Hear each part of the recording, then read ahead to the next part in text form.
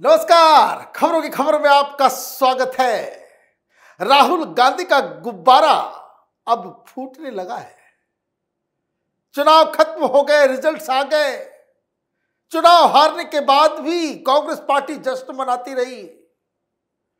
हकीकत सबको पता थी, लेकिन फिर भी इन लोगों ने ऐसा माहौल बनाया कि जैसे कि वो चुनाव जीत गए। राहुल गांधी की जय जयकार चारों तरफ। राहुल गांधी को एक लीडर के रूप में, जो पहले कभी थे नहीं, उनको प्रोजेक्ट करने के लिए तमाम मीडिया पत्रकारों का वो गैंग वो जुट गया।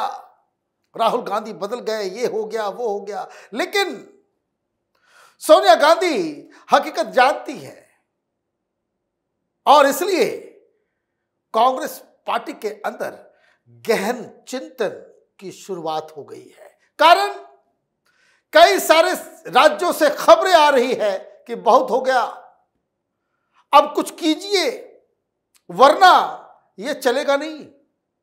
ये जबरदस्ती आप एक गुब्बारा बनाकर के राजनीति करोगे, जमीन पे आपको कोई पहचान नहीं होगी, तो ये गुब्बारा ज्यादा दिन तक टिकने वाला नहीं है।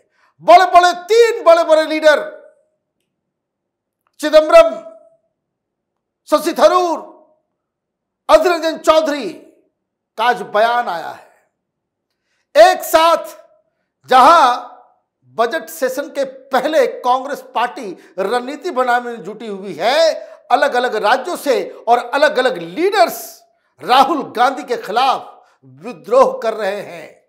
सार्वजनिक बयान का मतलब आउटराइट रिवोल्ट, सीधे सीधे चुनौती दे रहे हैं। क्यों और क्या इन लोगों ने कहा है उस पर मैं आऊंगा। लेकिन खबर बिहार से भी आ रही है।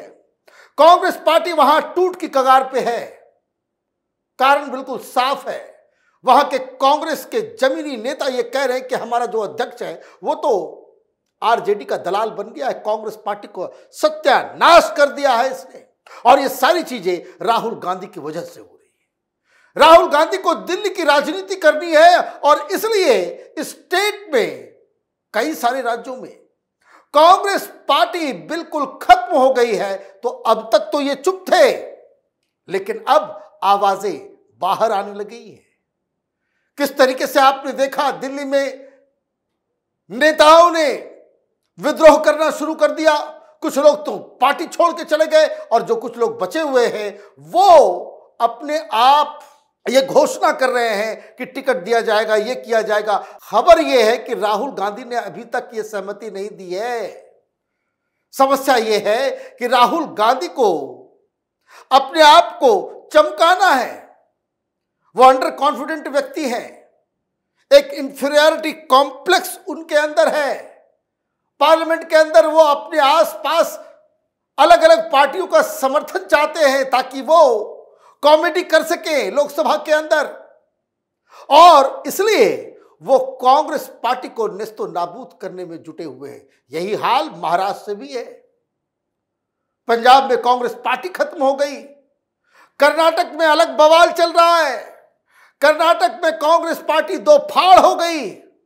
और इन समस्याओं से आप कैसे बाहर निकले, इसकी रणनीति बन ही रही थी कि तीन तीन नेता मैदान में कूद गए।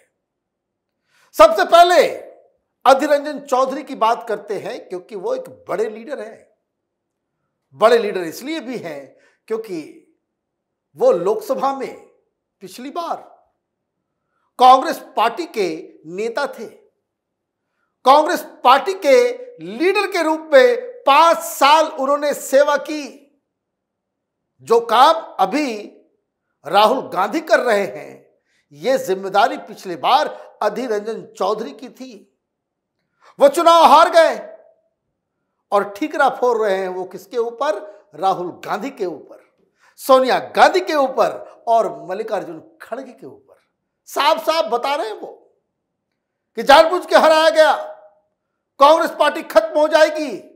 अब सारा गुस्सा, अभी तक क्या चल रहा था, जीत गए जीत गए जीत गए, राहुल गांधी भाषण दे रहे थे, सारे लोग ताली बजा रहे थे।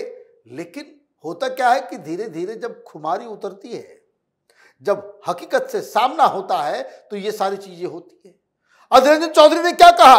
Waste Bengal Congress state president Adhir Ranjan Chowdhury once again blamed TMC as well as Congress for his defeat in Lok Sabha elections. Adhir Ranjan alleged that communal politics has entered West Bengal, which has harmed Congress and benefited BJP. Adhir also targeted Rahul and Kharge for his defeat and alleged that he did not get any support from the organization in the election and neither was any leader sent there for campaigning, due to which he had to face defeat. सीधा सीधा कह दिया ये राहुल गांधी और खड़गे की वजह से मैं हारा हूं। ये लोग बंगाल इसलिए नहीं गए क्योंकि ममता बनर्जी का समर्थन चाहिए। ये राहुल गांधी के लीडरशिप की क्वालिटी है, complete confused state of mind. Mamata Banerjee दुत्कार रही है, गालियां दे रही है, अधीर रंजन चौधरी कांग्रेस के लीडर वहां मार खा रहे हैं और यहां राहुल गांधी अपने प्रवक्ताओं से कहवाते हैं कि नहीं, ममता बनर्जी के साथ तो हमारा जन्म का रिश्ता है, वो इंडी गठबंधन के पार्टनर है, वो गालियां दे रही है। भाई पार्टनर थी तो उनके खिलाफ चुनाव ही क्यों लड़े? गठबंधन कर लिया होता।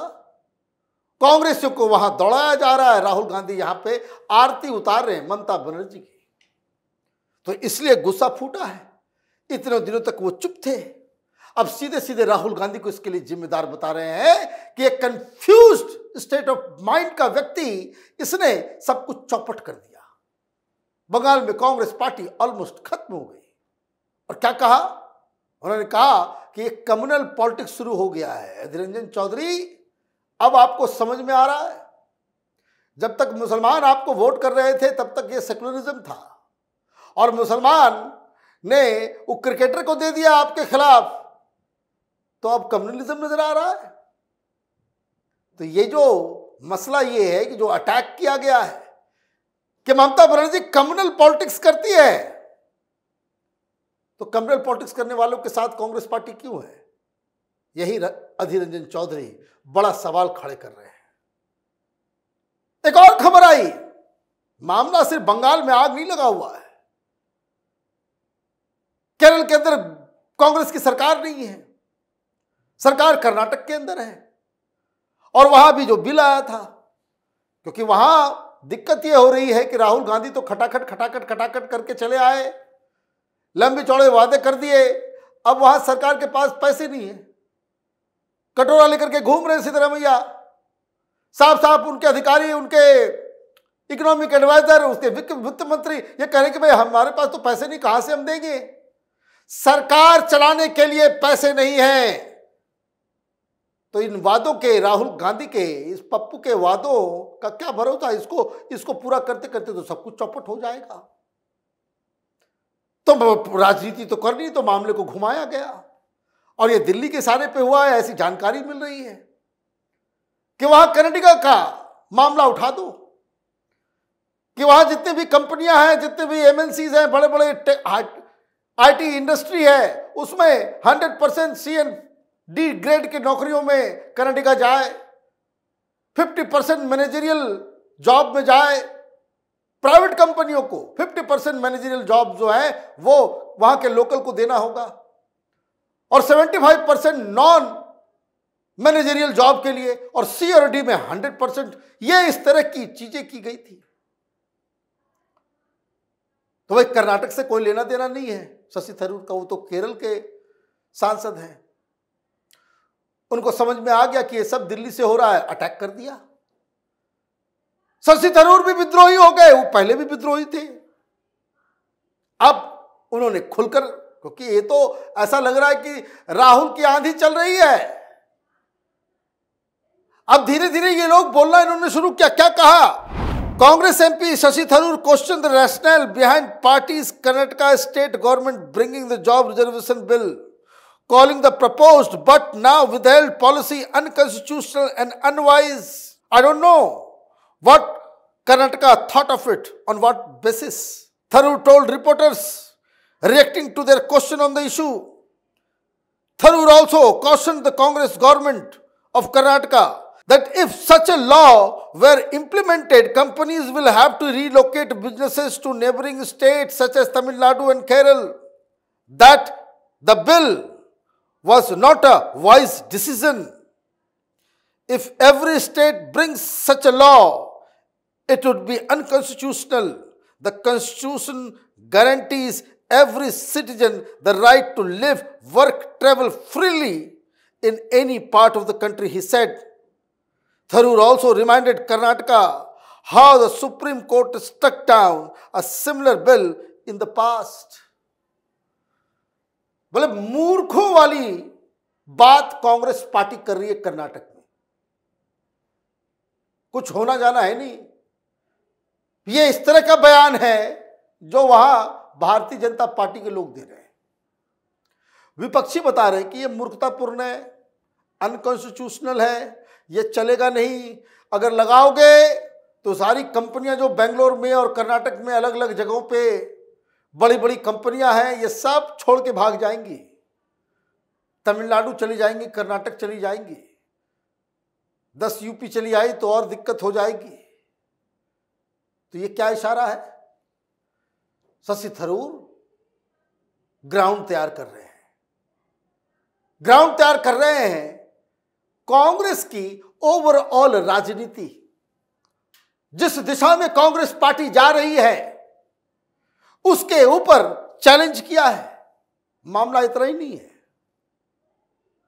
कार्ति चिदम्बरम ये तमिलनाडु के एमपी हैं, जीत के आए हैं, उन्होंने भी बगावत शुरू कर दी, बोलना शुरू कर दिया। और ये सारी चीजें चाहे वो थरूर हो, अधीर रंजन चौधरी हो या फिर ये कार्ति चिदम्बरम हो, सबका निशाना एक है, राहुल गांधी। क्या कह रहे हैं Chidambaram? Congress MP Karti Chidambaram expressed concern about parties functioning in Tamil Nadu, stressing the need for corrective measures, including addressing people's issues to stay relevant in politics. He highlighted that the party's visibility has diminished in the state and that it needs to actively engage in issues to regain influence and overcome the identity crisis. Karti MP from Tamil Nadu's Sivaganga noted that while other partners in DMK-led alliance are asserting their identity by speaking up, Congress is reluctant to do the same. He argued that Congress should strongly condemn and question issues like quotation killing, police encounters and electricity tariff hike in Tamil Nadu, just as other alliance partners like the VCK and CPIM are doing.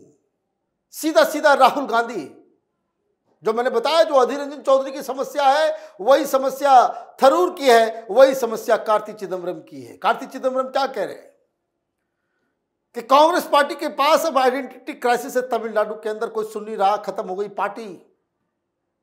और ये राहुल गांधी और दिल्ली में बैठे लोग ये जो DMK की चमचागिरी कर रहे हैं उसके खिलाफ कुछ बोल नहीं रहे। पार्टनरशिप में तो है लेकिन अलायंस पार्टनर में सीपीएम भी है, अलग और भी पार्टियां हैं, वीसीके है। ये लोग अलग अलग मुद्दों पे, जनता के मुद्दों पे आवाज उठाते हैं। हम क्यों चुप हैं? हम चुप इसलिए हैं कि डीएमके का समर्थन चाहिए राहुल गांधी को हो करने के लिए, कि जब राहुल गांधी वहां भाषण दे तो सारे लोग कांग्रेस की तरह जो है वो भी राहुल गांधी के साथ खड़े रहे। वो सपोर्ट पाने के लिए अपने कांग्रेस नेताओं को चुप कराया जा रहा है, ये ज्यादा दिन तक नहीं चलेगा। तो आप ये देखिए, कुछ लोग दिल्ली में बैठ के राहुल गांधी बदल गए हैं, राहुल गांधी की जय जयकार करने में जुटे हुए जो पत्रकारों का एक पूरा गैंग खड़ा हो गया है, वो नहीं बताएंगे कि किस तरीके से राहुल गांधी नाम के गुब्बारे का हवा निकल रहा है। बहुत जल्द यह उड़ने वाला व्यक्ति जमीन पे धाराशायी होगा और इसे कोई और नहीं, सबसे पहले कांग्रेस के लीडर्स के सामने से ही चुनौती आने वाली है। आप देखते रहिए कैपिटल टीवी। हमारे वीडियोस को लाइक कीजिए, शेयर कीजिए और हमारे चैनल को सब्सक्राइब कीजिए। धन्यवाद।